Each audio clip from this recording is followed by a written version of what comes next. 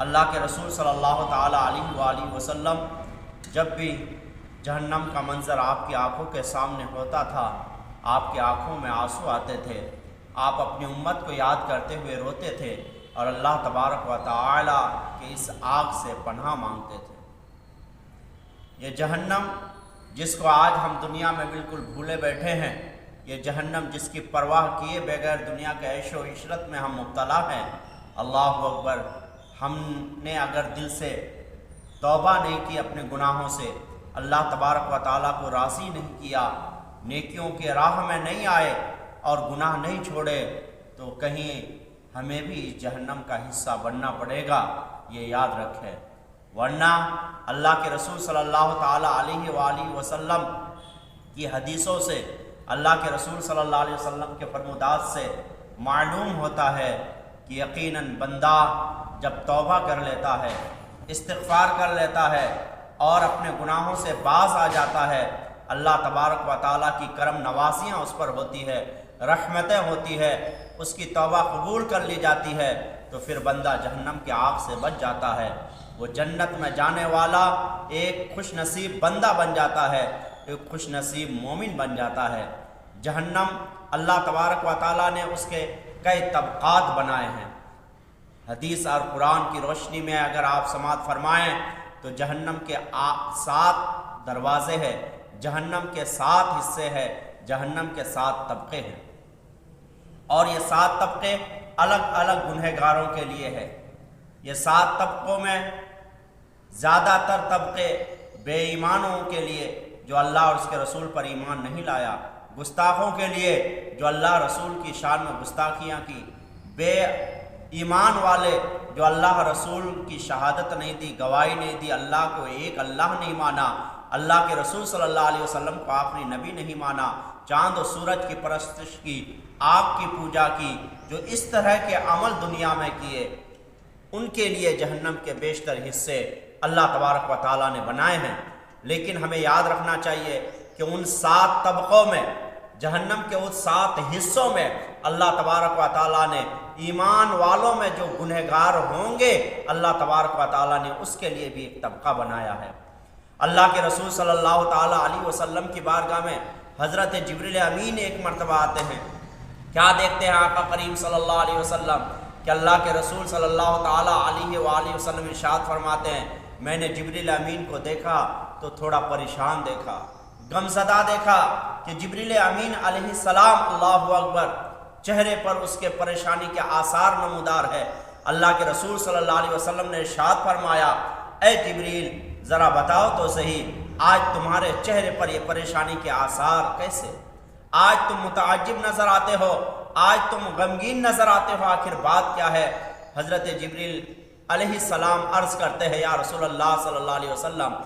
آج میں نے جہنم کا نظارہ کیا، جہنم کو دیکھا، جہنم کے طبقات کو دیکھا، اللہ اکبر، اس میں ایسے طبقات ہیں کہ اللہ تبارک و تعالیٰ نے اپنے بندوں میں سے جو اللہ تبارک و تعالیٰ کی وحدانیت کا اقرار نہیں کیا، جو شرک کیا، جو کفر کیا، جو یہودی اور عیسائی ہو کے مرے، اللہ اکبر، اللہ تبارک و تعالیٰ نے ایسے بندوں کے لیے جہنم کے الگ الگ حصوں کو مقرر فرمایا۔ آپ کو میں بتاتا ہوا چلوں، وہ جو جہنم کے 7 حصے ہیں، اللہ اکبر، جن کا نام جہنم ہے، لظا ہے، الحطمہ ہے، سقر ہے، السعیر ہے، الجحیم ہے، حاویہ ہے۔ یہ 7 طبقے ہیں۔ سب سے نیچے کا جو طبقہ ہے جسے حاویہ کہا جاتا ہے، یہ منافقین کے لیے ہے۔ منافقین سخت عذاب اور سخت جہنم کے حصے میں رہیں گے اور اسی عذاب میں وہ مبتلا رہیں گے۔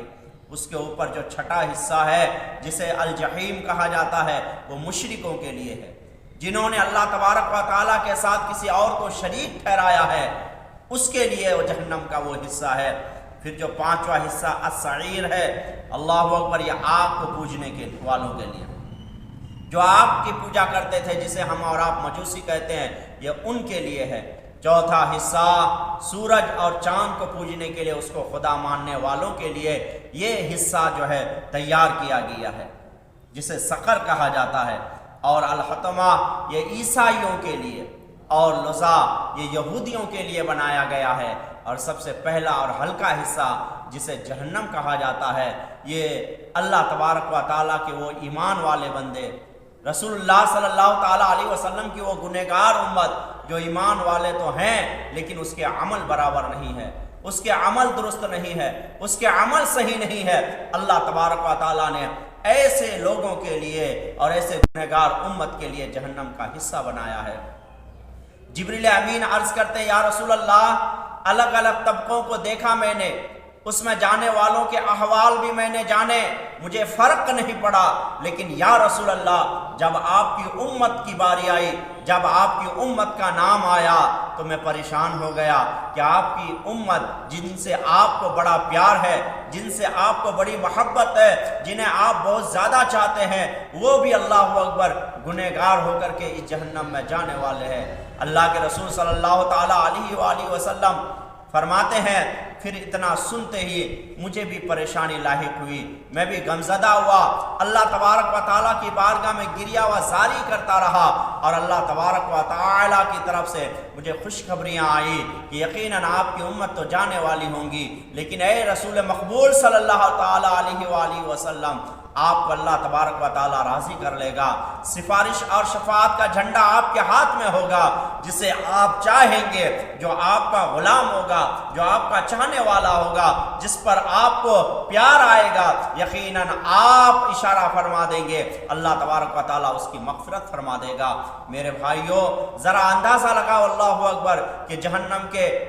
اتنے بڑے بڑے حصے ہیں، اللہ تبارک و تعالیٰ نے سب کے لیے الگ الگ حصہ مقرر کر دیا ہے۔ امت مصطفیٰ ہمارے لیے بھی ایک حصہ ہے، اگر ہم گنہگار کر کے ہی زندگی بسر کر دی، ہمارے لیے بھی حصہ ہے اگر ہم بے نمازی ہو کر کے مر گئے، ہمارے لیے بھی حصہ ہے اگر ہم حلال و حرام کے درمیان تمیز نہیں کی، توبہ اور استغفار نہیں کیا۔ اے رسول اللہ صلی اللہ تعالیٰ علیہ وآلہ وسلم کی سچی امت، اللہ تبارک و تعالیٰ کے واسطے دل میں خوف پیدا کرو، جہنم کے بارے میں سوچو، جہنم کے طبقات کے بارے میں سوچو، اور غور کرو کہ ہم سے دنیا میں معمولی گرمی برداشت نہیں ہوتی، جہنم کی گرمی ہم کیسے برداشت کریں گے، قبر کی گرمی ہم کیسے برداشت کریں گے، حشر کے دن کی گرمی ہم کیسے برداشت کریں گے۔ آج وقت ہے، آج اللہ تبارک و تعالیٰ کو منا لو، راہ راست کی طرف آ جاؤ، اللہ تبارک و تعالیٰ سے استغفار کرو، گناہوں سے باز آ جاؤ، نیکیوں کی راہ پہ چل پڑو، اللہ تبارک و تعالیٰ معاف کرنے کے لیے تیار ہے، اللہ تبارک و تعالیٰ تمہاری توبہ کا انتظار کرتا ہے، اللہ تبارک و تعالیٰ تمہیں مغفرت کا پروانہ سنانا چاہتا ہے۔ لیکن یاد رکھیں اگر آج تم نے اللہ تبارک و تعالیٰ کی نہ سنی، آج تم اللہ تبارک و تعالیٰ کے فرمودات پہ عمل نہیں کیے، آج اللہ کی بارگاہ میں تم نہیں آئے، کل اللہ تبارک و تعالیٰ سے تم گریہ و زاری کرو گے، اللہ تمہاری نہیں سنے گا، کل اللہ تبارک و تعالیٰ کی بارگاہ میں تم رو گے اور اللہ تبارک و تعالیٰ کے سامنے تم لاجواب ہو جاؤ گے، لیکن تم پر اللہ تبارک و تعالیٰ اس وقت تمہاری کسی بات کو قبول نہیں فرمائے گا۔ اس لیے وقت ہے جہنم کے مناظر اپنے آنکھوں کے سامنے رکھو، جہنم کے مناظر اپنے آنکھوں کے اپنی زندگی کے سامنے رکھو اور اپنے گناہوں سے توبہ کرو، انشاءاللہ جہنم کے ایک ایک آگ سے بچنے کے لیے اعمال صالحہ کرو، اللہ کو راضی کرنے والے اعمال کرو، رسول اللہ صلی اللہ تعالیٰ علیہ وسلم کی سنت و شریعت پر عمل کرنے کی کوشش کرو، انشاءاللہ تبارک و تعالیٰ اللہ تبارک و تعالیٰ تمہیں جہنم کے آگ سے محفوظ فرمائے گا۔ ورنہ یاد رکھے اگر گنہگار ہو کر کے ہم اس دنیا سے گئے، بنا توبہ کی اس دنیا سے گئے، اللہ اور اس کے رسول ناراض رہے، اسی حالت میں ہم چلے گئے تو ہمارا وہاں کوئی پرسان حال نہیں ہوگا۔ آج تم اللہ تبارک و تعالیٰ اور اللہ کے رسول صلی اللہ تعالیٰ